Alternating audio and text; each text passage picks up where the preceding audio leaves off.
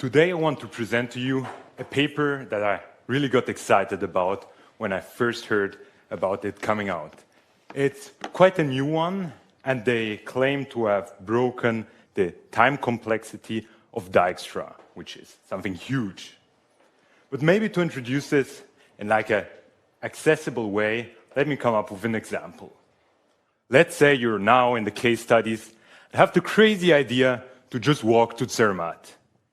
Like, no one of you would be able to just know the path by yourself. So the first thing that everyone would do is just like pull out Google Maps and check what's the shortest path. And this is exactly where you already used the algorithm. Now, in a more mathematical sense, such a road or path network is basically a graph. Like, just as an example from like other research I did, like this is the map of a village in the canton of Uri, and even in like state-of-the-art traffic simulation software, roads are represented as graphs. So this is now basically the starting point of this entire algorithm. Now let's say you are here and want to go, for example, to Zermatt. Your task is to find out like what the distance from here to the other points in Switzerland are. And for this, you usually use the algorithm called Dijkstra. Probably all of you have heard of it before if you paid close attention in the data structures class. But maybe just to give you like a quick introduction, because it's also used in the algorithm. Here you basically assume that at the source where you want to start from, the distance to yourself is 0, and all the other edges or locations in your network have an infinite distance. And then you start from where you are, look how far the closest edges are, calculate the new distance to that node, add them to a min heap, and then just jump to like the node where there is the shortest distance, and do the same from there on again until you have explored the entire network. Now there's also another algorithm, without going too much into depth, you probably also heard of it before, it's called Bellman-Ford. And it's maybe a bit a less refined algorithm, let's say it like this. You basically go multiple times over all edges of the algorithm and just always check, like one vertex gets a shorter distance to itself. This is a bit less efficient computationally, but has the advantage that it can also solve for negative edges, and that's where it's usually used for. But now, as you've seen these two, we have these like rather bad running times. In practice, you would use Dijkstra with like O of m plus n log n running time, or maybe if you're crazy or have this like application with negative edge weights, you would use Bellman-Ford with O of m times n.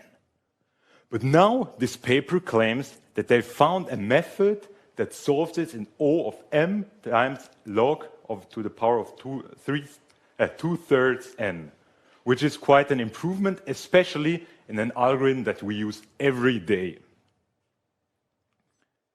So now just to give you some intuition on how this rather complex algorithm works, I present to you this like example graph. It's just a toy model.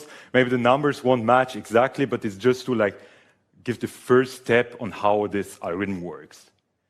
Basically, you can imagine you look at the entire graph and then partition it into like smaller subsets of nodes. And these are partitioned in a way that they're always bounded by a certain distance, here indicated with these lines. In reality, this would maybe like take like a weird shape and somehow like set apart some subsets. Now, to even abstract this a bit more, you could also represent this basically in a straight line from the source to the furthest distance. And on this, you act recursively. Use a divide and conquer approach to basically partition these subsets again and again. And you do this from the source away, and then, yeah, basically you have this divide and conquer thing. And maybe what's specific about this and what makes this algorithm kind of work, that you each time split each set into like 2 by the power of log to the 2/3 sets. And this is where you maybe recognize that number from before, and this is kind of where this running time improvement tricks works with. But now that you've taken this big graph, put it into smaller graphs, you run into a new problem. Let's say you're now in the middle, solving a small part of this graph recursively. You don't only have a single source problem anymore, but suddenly a multi-source problem, because you have multiple edges coming inside this small path that you're currently calculating. And yeah, this changes it to a multi-source problem, and it's luckily bounded, which is then later used in the algorithm by these, what I've shown you before, by these imaginary bounds that you set and aren't really known in the algorithm, but you assume they're kind of there. Yeah. Now to show you how this splitting is exactly done and why this multi-source thing really matters, I want to pull up another example of a graph where you're basically inside the middle of this big graph that you're currently investigating. You have the source nodes that you're currently working with, coming from somewhere else. Here the red one and the purple one. This might happen like this because you could have something come from here, so the red source node, and something purple coming from the other side in your graph that you want to partition at this bound of, for example, 4. Now, after solving the left part, this leaves us basically with a new source node for the right part. So that's what I meant by that it's now really a multi-source problem, because you always create new nodes. Now you would say, yeah, just solve this recursively. But if you pay close attention, we basically haven't really improved anything. We just solved this entire thing unnecessarily complicated. But this is where the beauty of this algorithm that they propose comes in.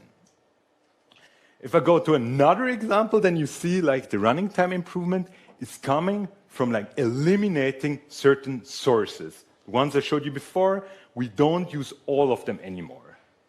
The algorithm itself, the big one, runs on Dijkstra, but these smaller local steps all use Bellman-Ford. And they call this pivot pruning. What they basically do, they look at a small part of the algorithm, apply Bellman-Ford, in this example 3 times, to basically see or look into the future and determine which source nodes have an impact a few steps later.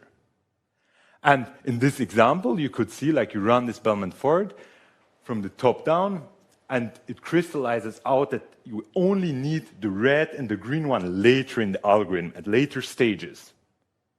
So everything coming from the blue source node and the purple one can basically be fixed in the output graph, and the calculation with this are over because it's not used later. And the next step of the algorithm will only calculate using red and the green node. And this is really where the running time improvement comes from, because we just eliminated some sources, and that's where the 1/3 logarithm is cut out in the algorithm. Now, just I've given you all these small puzzle pieces, maybe to just wrap this up in this whole algorithm. You basically start with algorithm, do the divide and conquer thing, and before you split the sets, you always do the pivot pruning. Then you jump inside, apply Dijkstra, then jump inside again and do this over and over again until you hit the base case, which is then only one node. On there you do Dijkstra, then you slowly go out again. And well, this sounds now really nice, and you might also ask yourself why probably most of you haven't heard of this algorithm yet, if this is such a great breakthrough. They also thought this to myself, and that's why I just briefly want to introduce to you to another paper that just came out a month ago by a Brazilian research group, which basically benchmarked this algorithm. Because I thought it was quite weird that the original paper didn't show us anything how this behaves in the real world. And without going in too much into depth of this paper, just to show you, in orange we have the Dijkstra algorithm, in blue the new algorithm, and it's performing significantly worse here on random graphs or on real city graphs from some US cities. And this is probably due to the large overhead of this algorithm. They introduced some artificial data structure themselves, which is not really optimized. And yeah, I think that's why this like longer running times come from.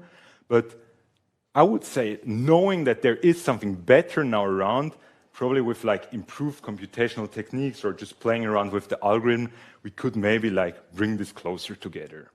So, well, not so great news after all. And I guess it will take like a long time until like you will get even faster results on Google Maps, unfortunately. But I hope it was at least interesting to know that this could be like sometimes in the future what you will use every day. Thank you very much for your attention. I'm ready to take your questions.